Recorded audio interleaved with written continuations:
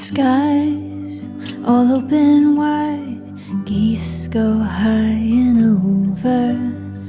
Oh, now you're a beachcomber, a fistful of sandfire, sea, lavender. See you next year.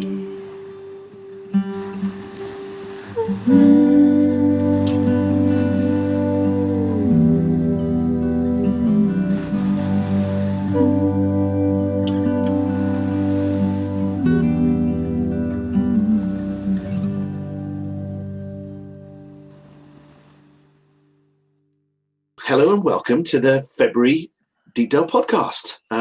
It's February 2021. It's still weird. The place is covered in snow, and sadly, none of you are staying with us. But we're all keeping very busy. Chris is dealing with bookings. Nathan and I are dealing with turning the farm organic, and we've got confirmation of our stewardship scheme, which is very exciting. And Stephen is pretty much just clearing snow. He's been out on the snowplow clearing roads around the local area and sorting out the roads on the farm so that we can actually get around. And I've got Chris with me. We're on Zoom. We're both at home, and we thought we'd have a quick chat about tourism, and then Nathan and I'll have a chat about a bit of farm chat, and then Chris has also got a book review for us, and I think an album review, which is going to be cool. I've got no idea what's coming up in either of those, so that's going to be good. And then Andy, one of our night team, is going to do his favourite place, which again, I'm not sure where he's choosing this time. So you will discover as soon as I do. So hi, Chris, how you doing? Yeah, hi. Yeah, I'm okay, thanks. Yeah, not too bad. Yeah, not too bad, thank you. Yeah, been out in the snow. Frosty round the gills. Yes, it is quite chilly here, more snow than I've seen for a number of years here in mid North Norfolk, and we've been out today in it, and it's getting very slippery out there now, but the snow is still there. Had to dig our car out yesterday to pop to the doctors, and that was under a good number of inches had fallen on the top of the car, so that was a bit of a dig out, but yeah, we're okay. Sat here remotely, everything comes out to me from the office at the minute, and so we are taking bookings for the season, and we've got lots of people interested in coming to stay, and with our COVID booking promise, we are looking at getting them booked in and hopefully welcoming them once we get the go-ahead from the powers that be. Yes, I think the important date is the 22nd of February, isn't it? I think that's supposed to be the big announcement, and then work out what that means for us. I think I'm assuming that we'll get more than 4 days notice this time, but who knows? Yeah, who knows? I think we are. We're looking, I think, at the possibility, certainly the earliest that we're looking at being open properly is towards the Easter holidays, and that might be ridiculously early. We will see. We'll see what is said on the 22nd of February, and we'll adjust accordingly. I think the advantage this year over last year is that we have had the experience of last year. We know how to plan to get through this, and we know a lot more about how to deal with bookings and the uncertainties. So it's not quite as stressful as it was last year when it came along. So no, it's talking to lots of people who stayed before, people who haven't stayed with us before and have found us on the internet, and everyone is really keen to get out and come and safely camp and bring their motorhomes and camper vans to us. As you know, we are fully planning on opening our toilets and showers this year. However we do that, we're continuing to update our plans, but we are planning on doing that and getting our tent customers and our camper van customers back to stay with us this year. It's outside. It is going to be one of the safer activities, I think, going forward through this year. And the North Norfolk Coast is a lovely place to come and get away from the lockdown restrictions that we've been living with for the last how many months. So feels like a long time. But I like the COVID-19 booking promise you put together. I think that's fantastic. I think that works really well, and I think it makes very clear, how we're going to approach, sort of bookings, and how we're going to be as fair as we possibly can with everybody. I think things are adjusted over time. Yeah, so it's pretty straightforward, and we've had longer to plan and get our head around the whole, how do we do this thing, and so that helps, and it's the bookings are looking good. We want to make sure, I think, in taking bookings this early for the season, that we're allowing people the chance to plan a little bit. This is without doing anything illegal. It's obviously illegal to come away at the moment, and we know that. And I've still had a few calls from people who want to book rooms for this weekend coming up, and acting incredibly surprised when I tell them it's actually illegal for them to go on holiday at the moment. But I think it's important that people have the opportunity to plan. I don't think that's a bad thing at all. And it allows them to avoid what is inevitably going to become something of a bun fight as potential dates get bandied around later in the month or next month. And so I'm very comfortable with us taking provisional bookings going forward from Easter onwards. And it's fascinating kind of listening to all of the rumor and counter rumor, and and those who desperately want us to open, want tourism to open, and those who are kind of a bit more hesitant. And it's fascinating. At least I'm pleased to say that all the advice emails have slowed down at the moment, so my inbox isn't looking quite so scary. But I'm sure from the 22nd onwards it will be it'll be crazy. We'll see what happens. But I'm really looking forward to us having tents and camper vans back. It really will be lovely. We've missed them an awful lot, and it's just been too long really since we had them with us.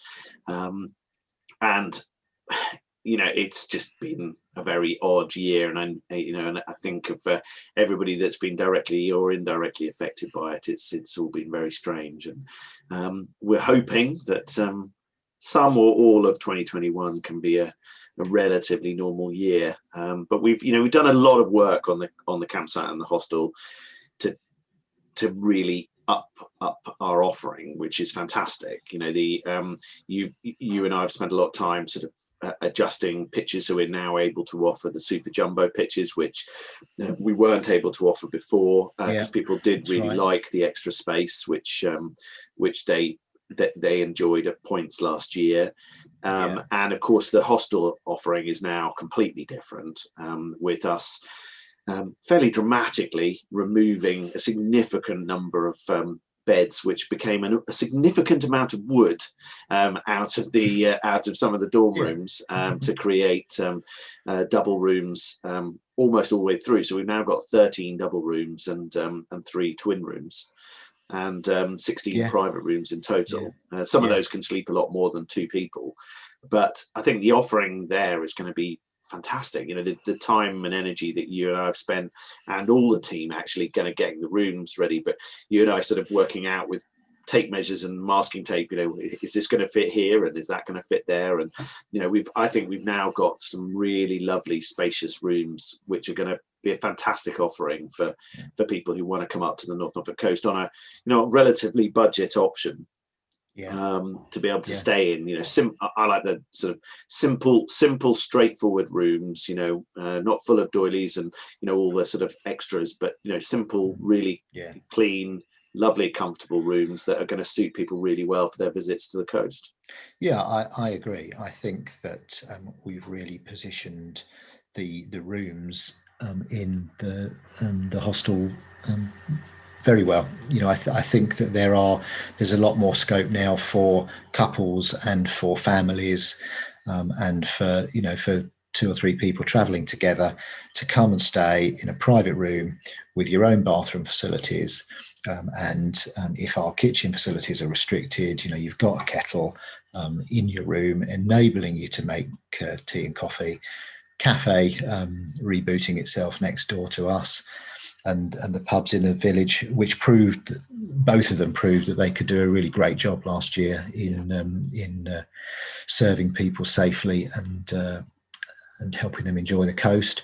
And I think that we offer a great value stay on the North Norfolk coast. I think that's what we do, and we're going to continue to do that in however we're permitted to do that. And we know from last year that our guests want to come and stay however we can do that, and we've again shown that we can do it safely for people, for people and our team, and that's what we're looking forward to doing.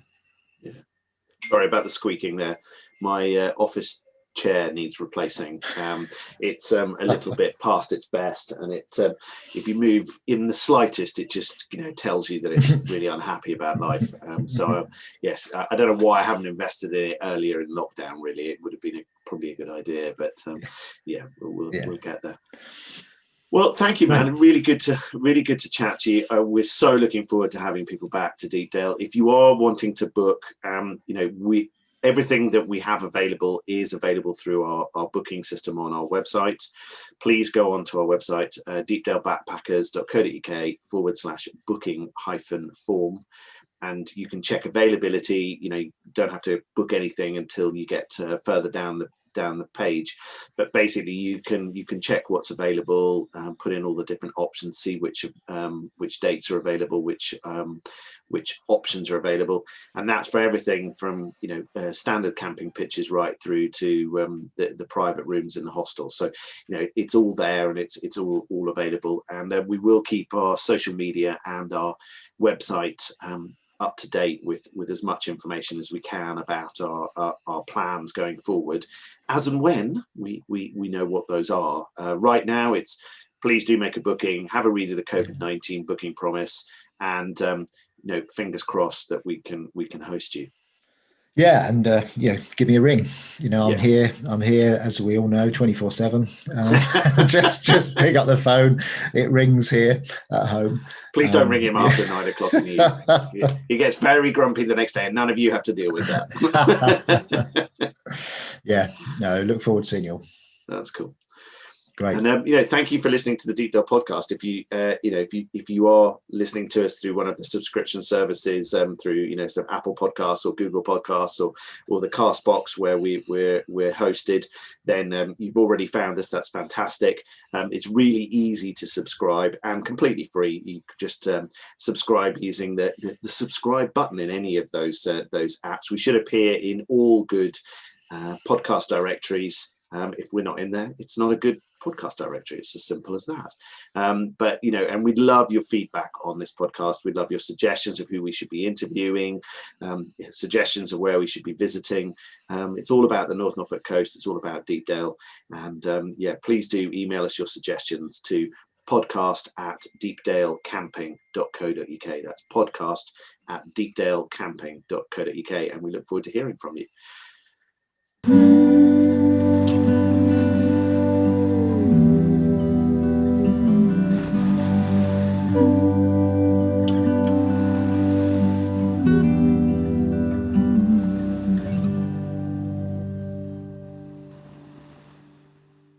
Farm Chat with Nathan and Jason.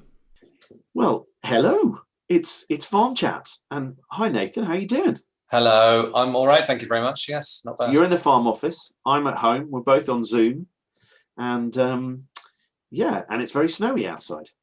It's beautiful. It's beautiful, and I have actually been doing an impersonation today of that bit in Titanic when Jack and Rose were sort of leaning off the front of the ship as it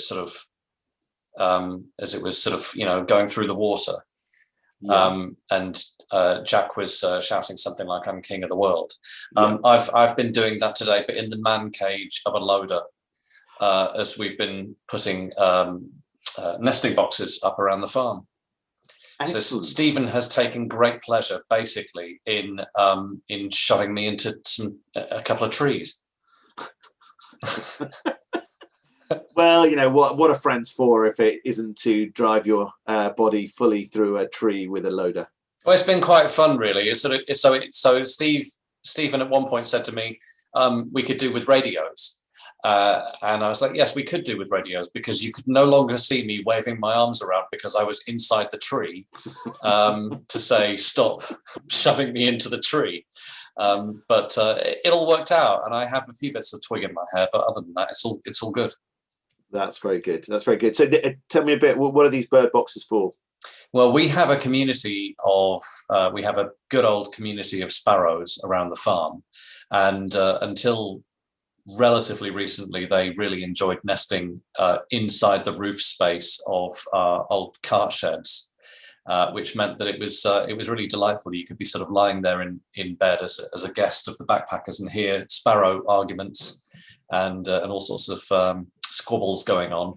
But basically, since we've had the roofs redone, we'd rather the sparrows didn't sabotage the roof space and start nesting. So we are providing the sparrows with some alternative nesting sites. Alternative accommodation.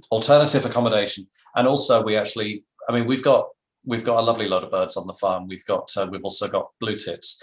Now is a very, very good time to actually get nest boxes up. It may seem quite early while it's quite cold, but blue tits are actively scoping out nesting sites. So we've been putting nest boxes up in various different spots on the farm. And as a general principle, at least a couple of meters off the ground, where they're sort of going to be safe from predators and safe from prying eyes, and ideally facing sort of north or east, so that they're not getting too hot in the afternoon and they're sort of not getting, the bulk of the weather coming in the door. So yeah, we've been sticking some nest boxes up around the place, and we shall hope that our feathered friends will take advantage of the luxury new accommodations that we've been laying on for them. Excellent. Yeah, and they're supplied to us by our next door neighbour, One Stop Nature. Lovely One Stop Nature. Richard, maybe, who is a real bird lover and enthusiast, and so he's been great because for example, I've also had a conversation with him today about we're also going to provide some additional nesting spaces for swallows, because we have hundreds of swallows visit the farm every year. And what we want to do is encourage the swallows to nest in some places where they're going to be safer, and they're not going to be around our harvest, our sort of grain processing equipment. So Richard's been brilliant at basically giving us some tips about where we can put the nest boxes to encourage the swallows to take advantage of them. And it's a real highlight, I think, during the summer for everyone on the farm, really seeing all the swallows around the place. They do enjoy the under the barbecue area, don't they? And I know a lot of customers love watching them diving in and out of there. It's so nice to sit there and just, you can be sort of sat there having a coffee and chatting with somebody, and you basically have a swallow zipping over your head and feeding their chicks. It's lovely. That random piece of baler twine last year that they were using like a swing, I loved it. They'd sort of land on it and, swing backs and forwards, and then they dive off and off they'd go again. They're so frantic. It's incredible. Yeah, indeed. So, we'll look forward to having them back. But the sparrows are making their presence felt at the moment, and, creating a ruckus. It's like a little bunch of hooligans hanging around the farm. Hopefully they take advantage of these lovely nest boxes that we've been putting out for them today. But Stephen will probably end up shoving me in a couple more trees before we're done, so we can get some more boxes up. Yeah, it's fun. Yeah, that's cool. Excellent. Well, that's I'm looking forward to seeing those bird boxes up and running and being used as accommodation. That'll be fantastic. Yeah. So what other big news on the farm? Well, the super big headline is that yesterday we received our mid-tier Countryside Stewardship agreement. So yay! So the thing is, our agreement is actually effective the 1st of January this year. So it's a little late. Yeah. What's a few months between friends? So the Rural Payments Agency, bless them, they've had their work cut out, obviously processing lots of these applications, and they're a little bit late coming back to us. But we've received our agreement, we've gone through it, and there's there are one or two sort of little kinks to iron out, which we're responding to now. But essentially, the mid-tier agreement is essentially the agreement which supports us to do the work. It essentially underpins practically all of the transformational work we're doing on the farm over the next 5 years, really. So it's really essential. One of the things, for example, that it supports is capital works on our hedgerows, which we couldn't start without the agreement being in place. So it enables us to do a lot of hedgerow restoration, coppicing, laying, gapping up, lots of replanting. It supports us to be able to get, really quite a lot of wildflower and grass seed so that we can lay out all of our environmental features. It supports us to put down lots and lots of wild bird seed mix. So, really everything that we've been talking about doing on the farm, including our organic conversion, which this also provides some support for, really was a non-starter without this agreement in place. So it's a real relief to have it, and it's not. And even though it's late, we basically now can crack on in earnest with all the work that we need to be doing, and so it's great news, and it's really exciting, and it's kind of I got very, very excited when the email popped into the inbox yesterday. That's really good. Yeah, no, I think it's nice. It's nice to feel that we're sort of able to begin to move forward with all the plans, because we've talked a lot about them. We've got very excited about them. We've done a huge amount of the basic foundations of a lot of that stuff. So to be able to know that we can actually really, really crack on will be fantastic. So I'm looking forward to that. And it's it feels like a long time ago that you and I were drawing, colouring in maps and sort of talking about what options we could put where. And then there was that sort of mad, chaotic rush to kind of get everything in by the end of July, and now it's sort of February, and we've only just heard more. So it sort of felt like a very long time since then. So it's really nice to know that all that work was not in vain. No, indeed. And I think I think a little bit of a delay is a frustration that's been shared by lots of farmers who sort of haven't necessarily sort of had their agreements in place, but it's, better late than never. And, it's, what's been really interesting is we've had these little sort of miniature sort of celebrations that have happened, like when our organic conversion certificate came through and when this came through. And each of these things is another action and another moment which sort of takes us forward onto the next thing. And we can't sit on our laurels now, because now we've got our agreement. We actually have to crack on and do all the work. Which is also really exciting. But actually, the irony of the change that we're making on the farm, I was thinking about this just a little while ago, is that with when the farm used to contract out potatoes, carrots, maize, for example, the field work for those, all of that stuff was all being done by sort of external contractors coming on and using our land. And, last year we had farmed in hand about 160 hectares of winter wheat. We now have 260 hectares worth of the farm to manage, and 3 different crops and various different environmental features. So actually, the amusing thing is I was chatting to somebody just recently about the direction that we're taking the farm and organic conversion and everything else, and he said, "Oh well, you'll be able to have a nice quiet year this year." And I said to him, "You're joking, aren't you? We've got more work to do." Yeah, so much more work to do. So, but I think it's really positive. It's really positive stuff that we're going to be doing, and I'm really looking forward to having that all in place. And it's like a jigsaw of working out all of the, we've got the jigsaw of which bits of land we use for what.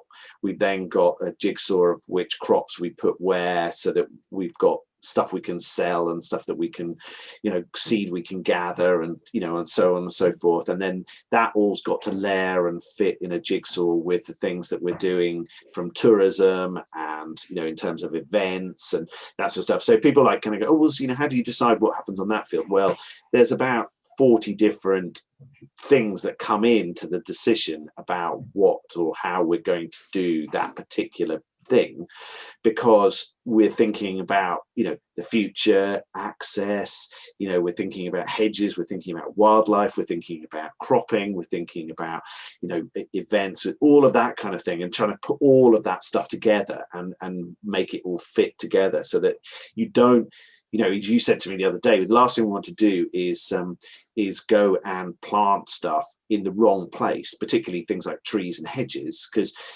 they're not very easy to move. If you plant grass in the wrong place, well, you can kind of deal with that. But if you plant, but the crops that we're going to put in, whether it's AB8 or OS2 or whatever it happens to be, that those things, there's very significant cost in the seed.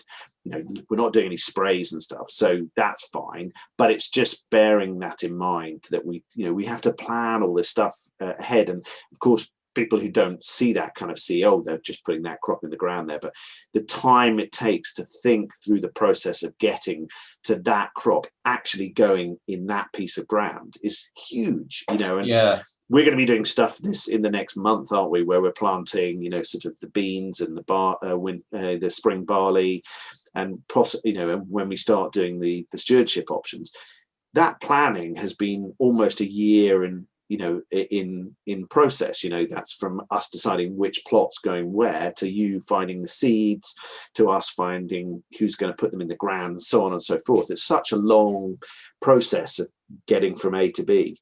Our friend Stephen Briggs, who is a very, very knowledgeable chap, who basically helped us to sort of get our thinking straight on organic conversion and helped us with our conversion plan. Stephen is usually better known for his work on agroforestry. He used the really interesting expression a few times when we've been chatting of playing a game of 3D chess.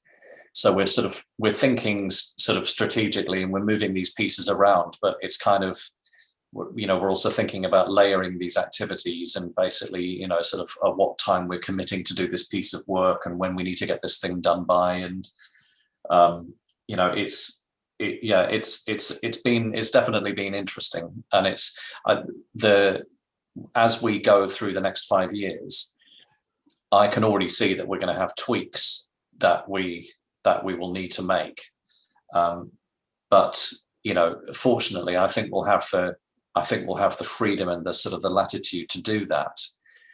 And if we want to make sort of more extensive tweaks when it comes to things like sort of, countryside stewardship and the options that we've got, this is where there's an interesting conversation going on now with DEFRA designing the environmental land management scheme, and the scheme which replaces countryside stewardship as the sort of the environmental management package for farms and for farmland and for the countryside. And one of the things that they're hearing that we've said and that others have said is basically, let's have some flexibility in future to be able to sort of look at, if we need to sort of move the chairs around every so often and try some things. And there's a perception traditionally of the rules having been sort of quite inflexible, and you being in sort of at risk of having sort of penalties. And, we actually want to be quite adaptive and agile with what we're doing. And hopefully we can, we can do that on the farm over the next few years, because invariably we're going to make a few mistakes, and we're also going to see things working really well and going to want to do more of that. Yeah, I think that's the thing. Like where we planted cover crops last year, they were a huge success, and so we want to make sure that that we continue with that success. But we weren't going to know how successful that was on those fields until we tried it. And so as you go through these processes, and everybody we've talked to, everybody who's advised us, everybody who's been so generous with their time, has said to them, you will try things and they will work, and you'll try things and they'll be a complete disaster. And all you can do is keep adjusting that and learning from your mistakes. And people do that in farming and business all the time. So that's nothing new. But the difference for us is that the difference for farming is that, of course, the impact of a change can be quite, can be very long, and it can be quite a while before you A, work out whether you did it right, and B, whether you'd want to do it again, and so that's going to be a fascinating process. And I think the fact that we're now looking at the woods and working out, a higher tier scheme for that, and a felling license, and to manage the woods in a sensible way, all of these things, like, although they often, when you're filling in the forms, they are standalone. Of course, they're not standalone. The impact of what you do in the woods, it has a significant impact on what you do on the field next to it, and so on and so forth. And we want to make sure that the wildlife that we put, that we're encouraging in one place is also enjoying the wildlife, the benefits we created in another place. So whatever you do across the farm has a big impact. And I love the fact that you and I can stand in a field, and I love the fact that Deepdale you can often see that, like, nearly the whole farm by standing in particular places, because you can begin to understand how the wildlife see it, and whether it's deer or whatever else, they're sort of looking and thinking, well, there's safety in the woods there, and then there's another clump of woods there, and there's a hedge we can run down there, and then another wood over there, and all of that sort of stuff. And now we're going to be adding in all of these plots with all this amazing cover for them. And that photo that Stephen took today of the 3 deer trotting across the snowy field was just fabulous. And I think I'm so looking forward to more of that being able to happen here, because there'll be just such an abundance of wildlife encouraged by the way that we're managing the farm. It's going to be fantastic. Yeah, it's really, really interesting to sort of look around the farm and think about the farm holistically, and think about the farm as a system, and think about the impacts of changes here or there, and to actually, there's some really interesting ideas about systems thinking and farms, and and sort of looking at the health of the farm. John Porsey at Shimpling Park Farm had a YouTube video where he spoke a while ago about farm health, for example, about the health of animals, the health of crops, but also actually extends to the health of the people working on the farm. So, we talk about what's going on the farm, but actually, we're part of it. We're working on it. So it's all these different questions that we ask ourselves, just, not just how's this crop looking, but how am I feeling today? Yeah, no, thinking about all of those aspects of health, sort of mental health, physical health of the team, thinking about, the health of the whole ecosystem of the farm. I think that's the one of the really interesting things for me is this. We've been thinking that we're going into regenerative farming, and that seemed to be the kind of the label of where we were heading. But just in the last few months, the agroecology, seems to be the kind of another sort of description. And I don't think there's any real yet understanding of where one finishes and another starts, or what either necessarily definitely mean. But I think we're ticking the boxes of a vast majority of both of those two, in terms of thinking about, we want great health of our farm, right from the tiniest microbes in the soil and all the layers of the soil, through to the bigger predators, all of the wildlife that's there, and the people that come to visit that. So it's thinking about that whole process right through. Yeah, indeed. No, it's really a fascinating system to be a part of, and it's the reason that I am basically here on the farm is because doing this kind of work is good for me, and I recognize this, in the past, when I've been having sort of difficulties with basically sort of living and working in an urban environment and not necessarily being the happiest of bunnies. You loved open plan offices with thousands of people all fighting over not so much control of the pencils. Not so much, but yeah, I mean, but this is the reason that I'm here, is because it's because about sort of 6 or 7 years ago I sort of came to the conclusion that I needed something different, and I went off and I realized that being outside was good for me, and I realized that being outside and doing this kind of work was good for people.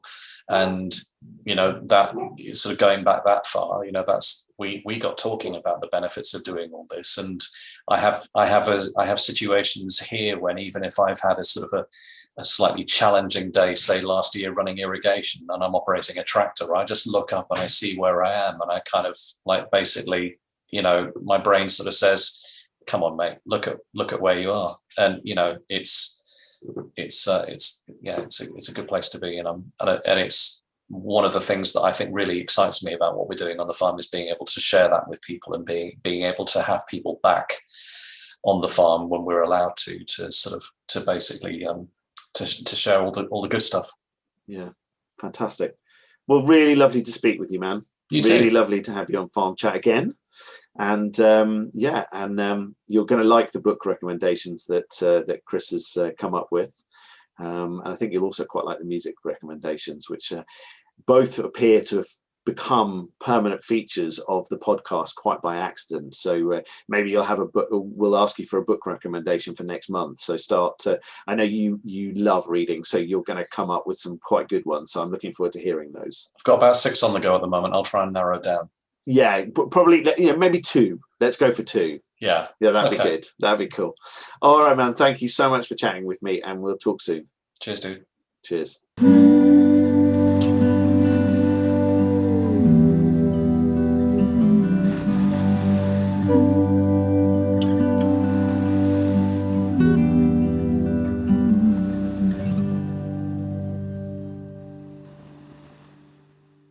My favourite place.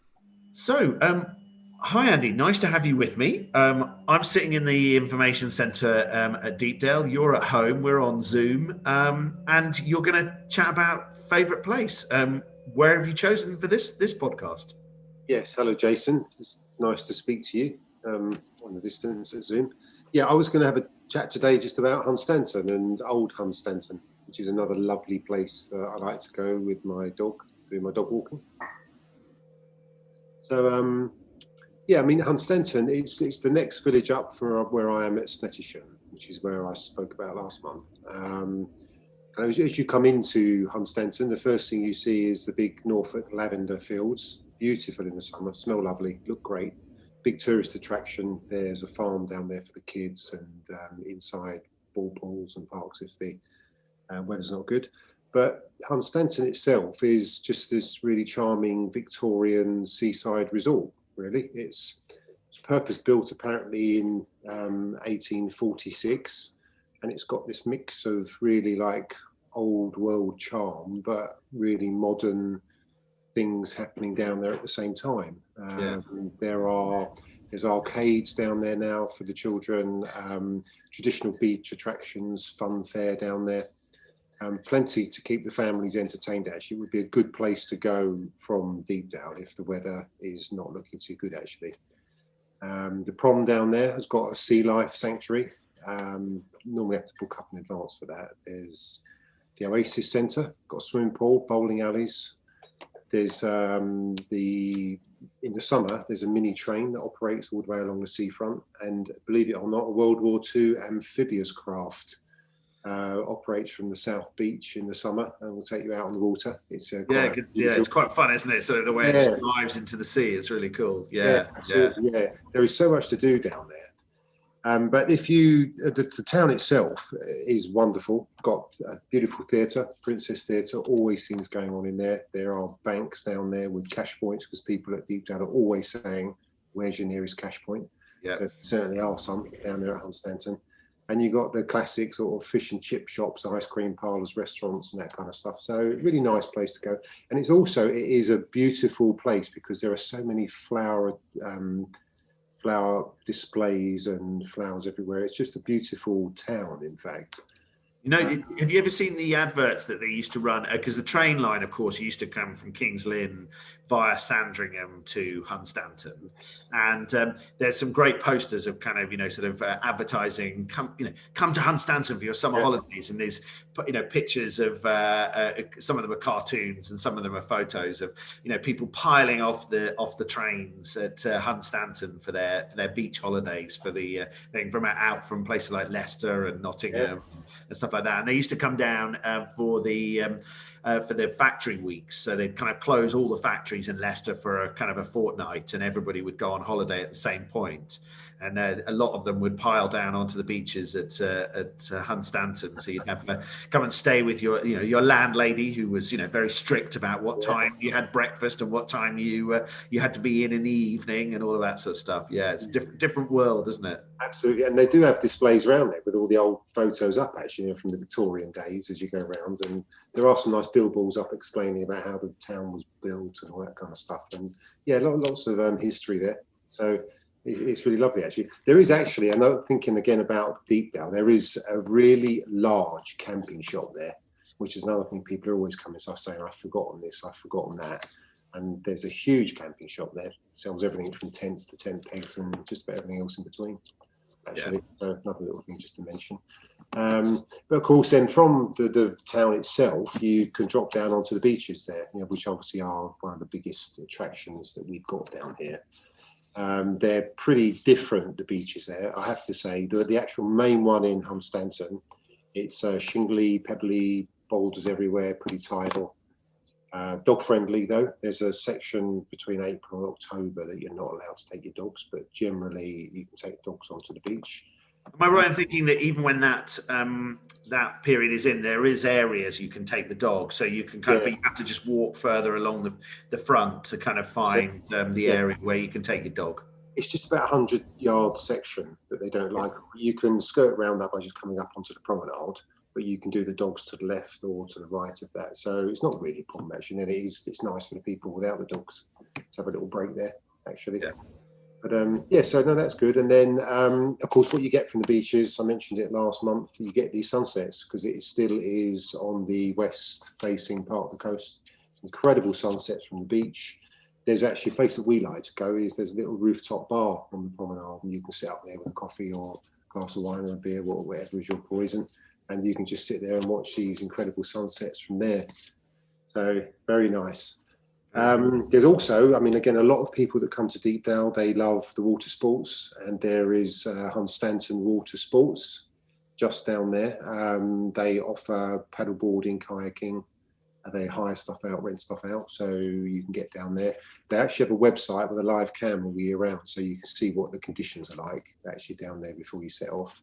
So that's a great thing. And then really, as you're walking along the beach, you do come to the cliffs, which are a feature in themselves, but that makes it sometimes hard, depending on the tide, to walk around the actual coast itself. But if you just pop up to the top there and walk along the promenade at the top, along the cliff tops, you're then heading along to the old lighthouse, which is a lovely feature as well, down at Hunstanton there. You can see that from the distance. The cliffs are actually a wonderful photo opportunity when you get near them. Striking colours. I mean, you just can't. Beautiful, aren't they? Like the colours on them is amazing. You just wouldn't expect them, completely different to anything like the White Cliffs of Dover. Just the kind of the layers, and you can see them. I remember we heading up there for a geography trip from school when I was at Taverham, and we had to go there and kind of draw the things and explain all the different layers of the thing. But all the boulders at the bottom and the wreck and stuff, it's just so photogenic. It's just incredible. Yeah, it is. It's fantastic. I mean, you've got the chalk at the top, pure white, a big layer of red stone in the middle, and then what we're famous for around here, Hunstanton, Stetson, is the carstone. So the base of it is then the brown carstone. So it is lovely. And when you've got the sun sort of shining off of that, it's worth going down there for photographing of that for sure. And in fact, the whole seaside area down there has won awards. It's clean. It's got the beach management is great, so it's you're going to a relatively sort of clean, lovely place. Yeah. And then really, so once you then walked along past the lighthouse, you can then drop down back onto the beach. There's a lovely beach cafe down there and a shop. Is that the RNLI one? Is that the one that raises money for the inshore lifeboat and the hovercraft? Yeah, right down there. Yeah, up the top of it, actually, you've got other things for families: pitch and putt, and golf, football, an 18-hole golf course up the top there. Lots to do. But yeah, once you're down the bottom there and you hit that sand, it is miles and miles down there just unbroken sandy beaches, which is very different to Hunstanton itself, because now you're in Old Hunstanton. Which is it's my dog walking place of choice. If anyone ever comes into Deepdale and says to me, where would you recommend I go for a lovely beachy dog walk, I always try and get them to come up to this end, because it is just so lovely there. It's really is nice. And like you said, you have got the RNLI place down there as well, which is nice. They like to welcome people in, with the lovely cafe next to it. So they do vegan stuff and vegetarian stuff and all sorts, really, really friendly. They've actually got the hovercraft down there as well, because they've got the 2 hangars, obviously, because we've got all these salt marshes and mud flats and everything.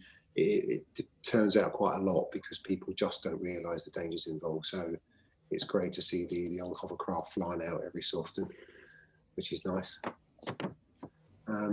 So I don't really, there's not a lot to not like about Hunstanton and Old Hunstanton. Lots to offer, there really is. Nice pubs. When you're in Old Hunstanton, there's lots of nice pubs there. Huge one, the Mariner's Arms is great. We particularly like going to the lodge up on the actual beach road, the North Norfolk coastal road there. Lovely open fires and beautiful food in there and everything. Oh, fantastic. That's great. I love the fact that out of our team, like, they're spread all around kind of the local area, and everybody kind of knows little bits so much better than other bits. And so when we all of our kind of information sort of all merges together, we've got an amazing kind of knowledge of the area, but you can never know all of the bits yourself. So it's great that we can all sort of share and pass those on. And it's a lovely combination. Yeah, and I do try and tell people when I try and send them along this way, where you can actually park for free and all that kind of stuff, because there's all these little places you find that we go to park. There's a huge amount of parking at Hunstanton, but most of it you have to pay for, and it gets busy down there. One of the drawbacks of Hunstanton and Old Hunstanton is it is a huge attraction for people, because there is so much to do there. You can find sometimes, certainly coming from the King's Lynn side in, literally miles and miles of traffic back queuing to get in.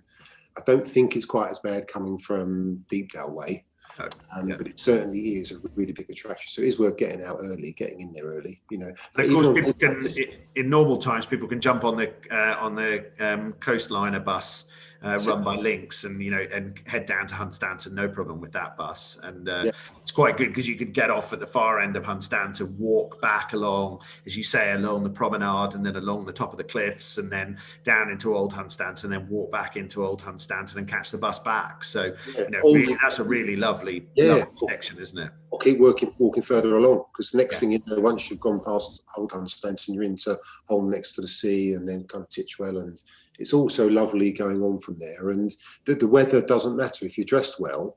I was down there yesterday, and on this sort of cold, crisp days, it's lovely, and you don't meet a soul out here. This is the good thing this time of year as well. So you can get down there anytime. It's really beautiful, isn't it? Yeah, for sure. Really beautiful. Well, thank you so much, Andy. That's fantastic. No worries. It's brilliant. And we look forward to welcoming you back onto the podcast in due course. And thank you. That's fantastic. Really nice to have you with us. And thank you for the suggestion of Hunstanton and Old Hunstanton as your favourite place. That's fantastic. Super. Okay, and stay safe, Jason, and stay safe, everybody. Keep well, Andy. Thank you so much. Take care. Bye-bye.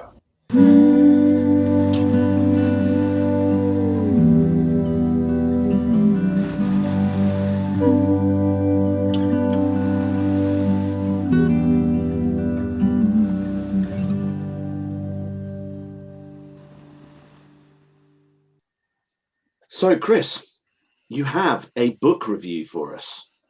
Or a book recommendation. Recommendation. Recommendation. You're not going to go deeply into kind of the espousing its quality of writing and whether it uses commas or not. No, I wouldn't presume to do that. I'm an amateur book literature and whatever lover, so no, but I like my books, absolutely. And this one I've just finished is a novel, and Ian McEwan's latest Machines Like Me, which is really It's really good, really good. It's using the old cliche. It is a page turner, which is obviously the very least you expect in a book, but it's fantastic. I've loved Ian McEwan since I was a teenager, with his first books out, and Machines Like Me is a bit of a return to that. When he started out, he was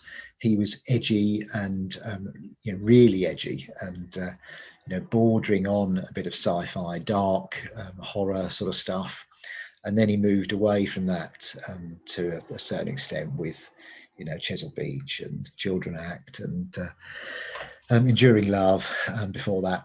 And this is much more a return to sort of Cement Garden era. And I loved it, absolutely loved it.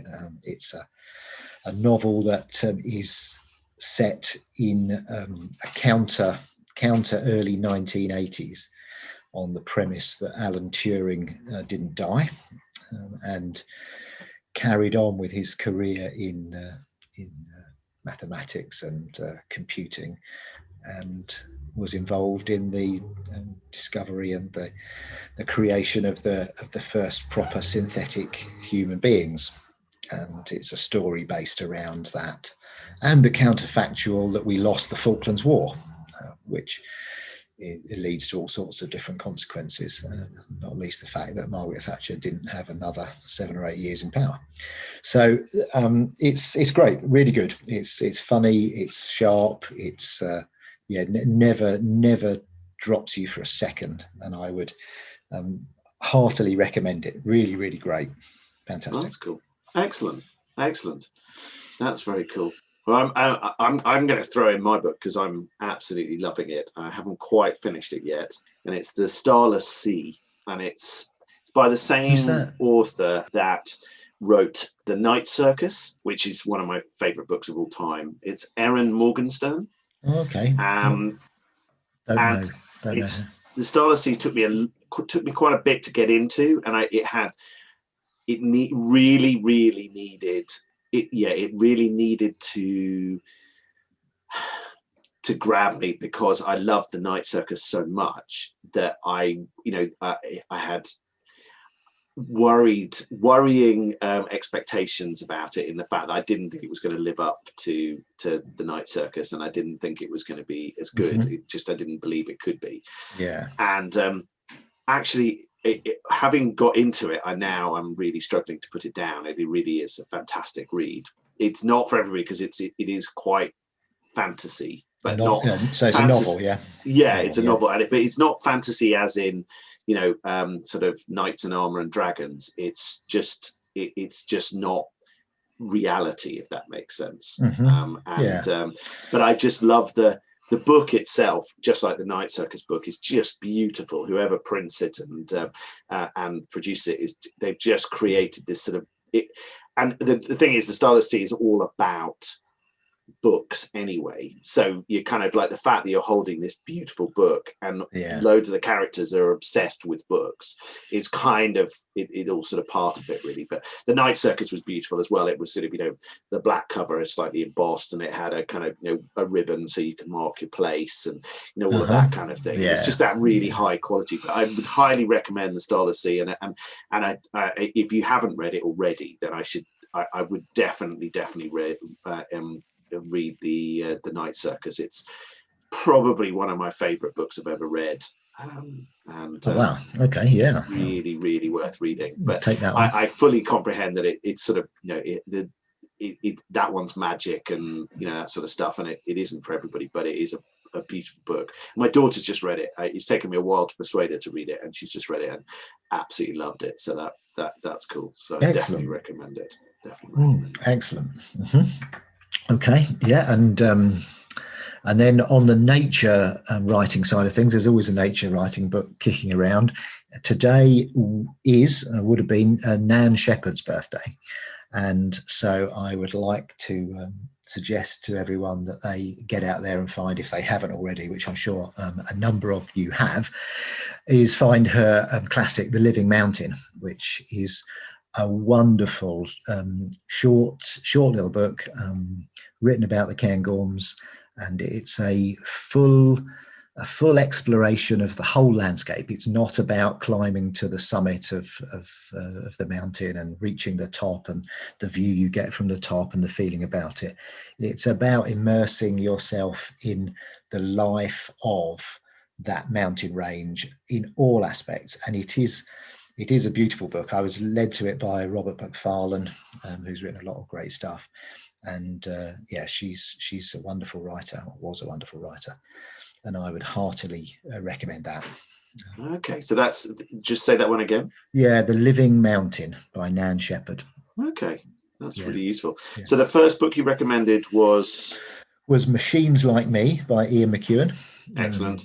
And then my two recommendations were the Starless Sea and The Night Circus by Erin Morgenstein.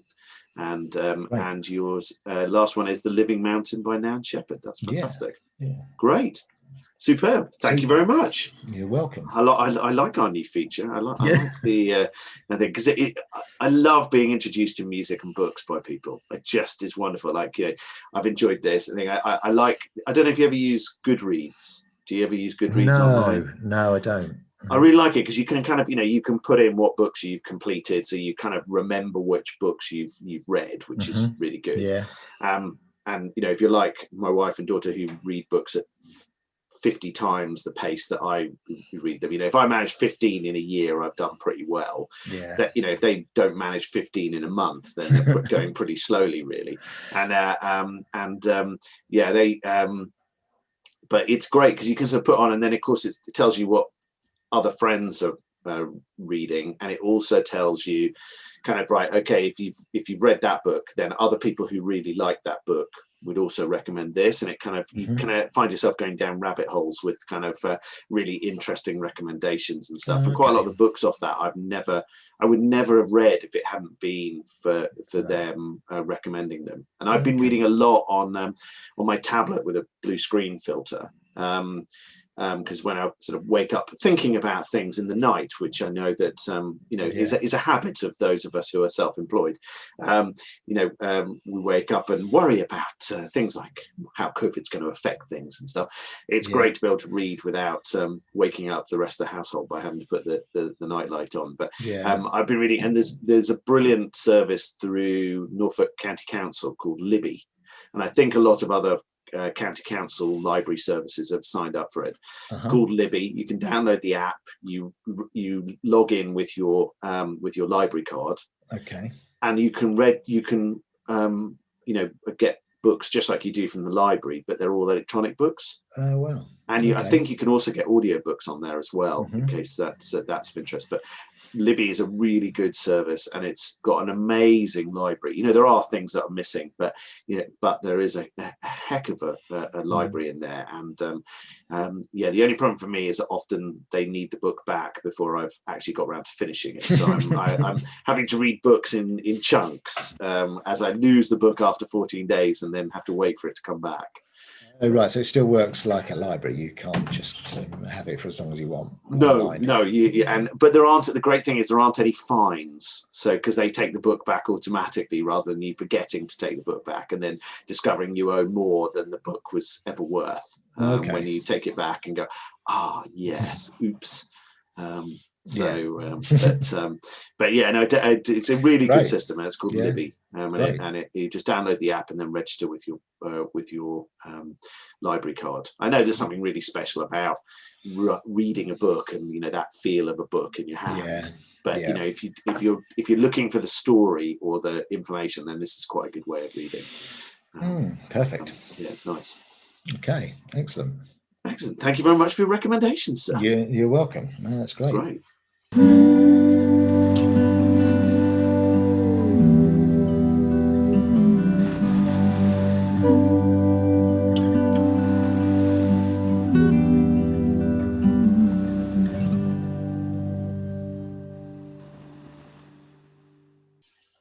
So I believe you have an album recommendation or recommendations. Yeah, I've got a couple at the minute actually. I am still having a strange relationship with music through lockdowns. It it's very much a roller coaster ride, because I'm used to having so much music and having such a direct relationship with artists and booking them and you know, seeing them live and talking to them, and you know, it being a constant process, and also being in the car a lot and listening to a lot of music that way. And it's definitely affected my you know, enjoyment and appreciation of music. It has. It's stopped me from time to time listening at all.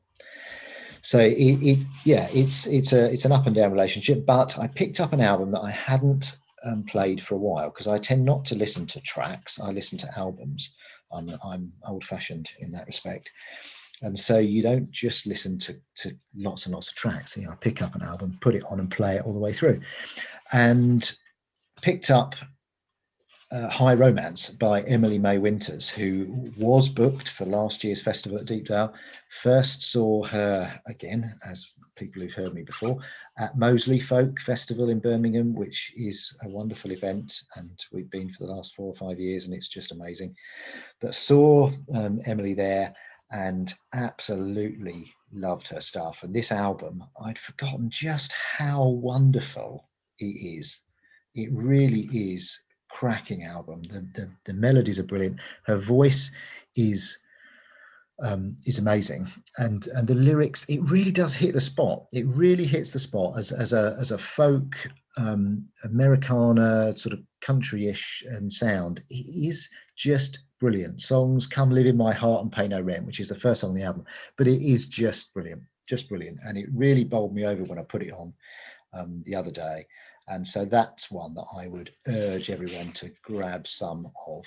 So to remind everybody what that is. Yeah, it's Emily May Winters, and the album is High Romance. Yes, really great artist.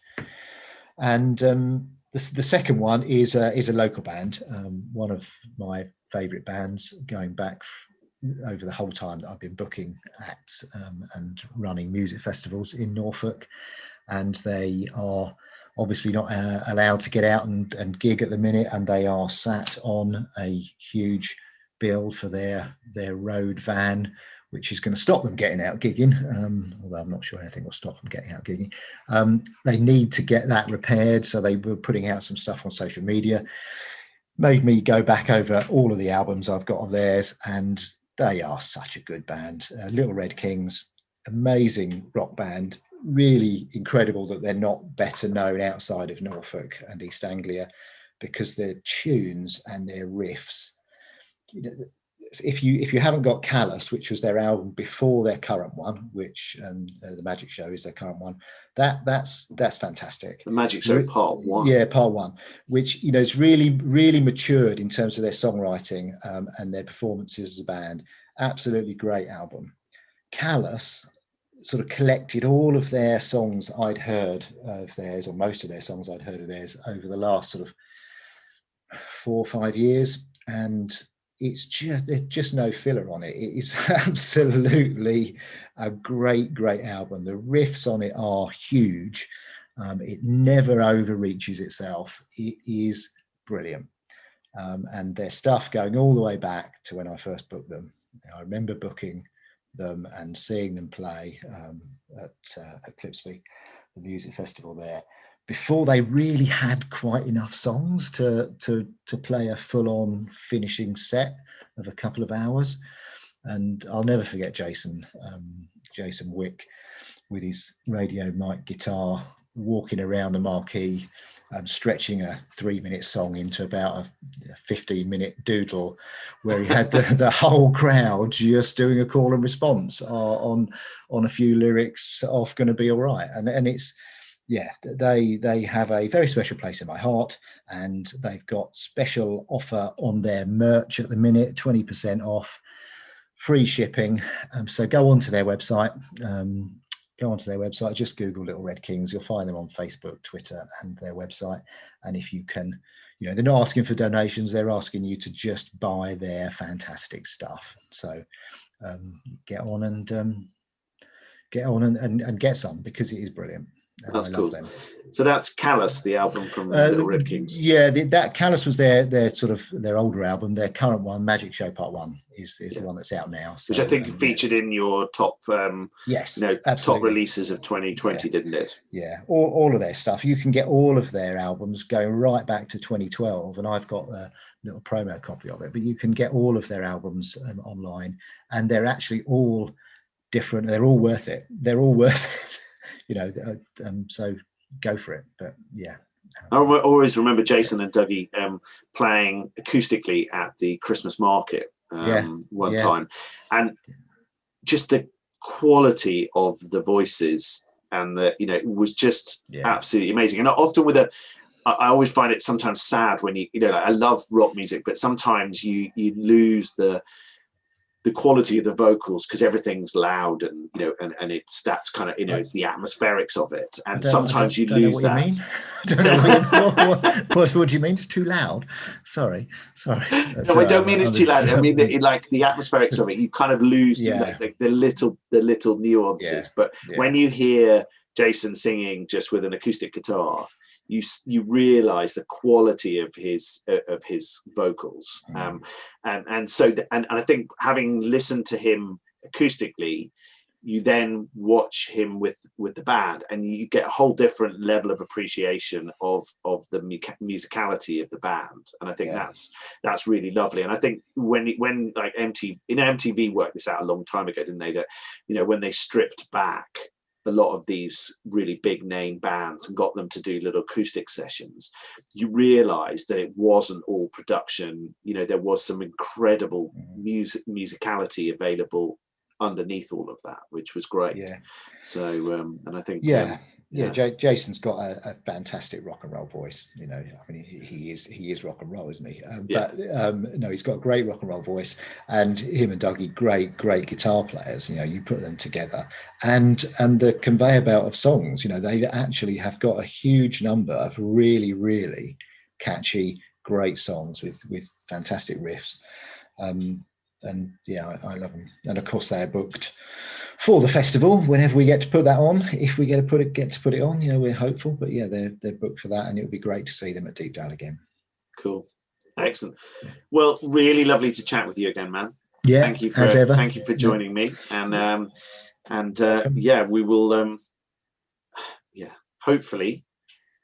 Well, next month clearly we won't be immediately open when we're thinking if the kids aren't going back to school until the 8th of March. I doubt we'll be open then, so we'll probably be recording this on Zoom again next month, but hopefully in April's one we'll be recording a bit more face to face, even if it's socially distanced with microphones. But enjoy the rain and the snow. I hope your snowman building goes well. That's plugged in the diary for excellent later this afternoon, tomorrow morning. Excellent. Please send us photos of what it is. That'd be awesome. And nice to talk to you, man, and I'll catch up with you soon. Yes, and you take care. Cheers, man. Bye.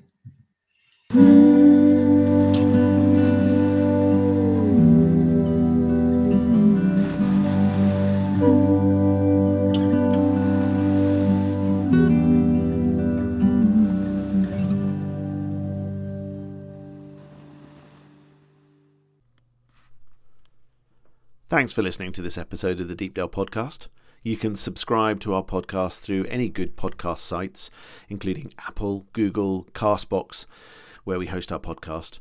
Just type in Deepdale Podcast to your favourite provider and we should be there. We love your feedback, so please do email us your thoughts and suggestions to podcast@deepdalefarm.co.uk. But in the meantime, if you'd like to listen to previous episodes, you can find them on your podcast provider or head to our website deepdalecamping.co.uk or deepdalefarm.co.uk to see the whole back catalogue.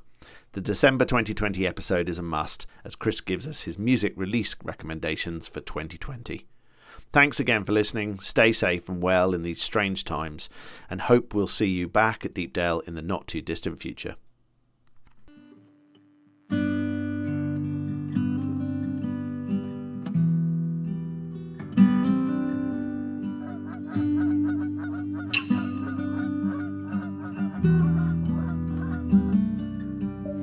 Skies all open wide, geese go high and over.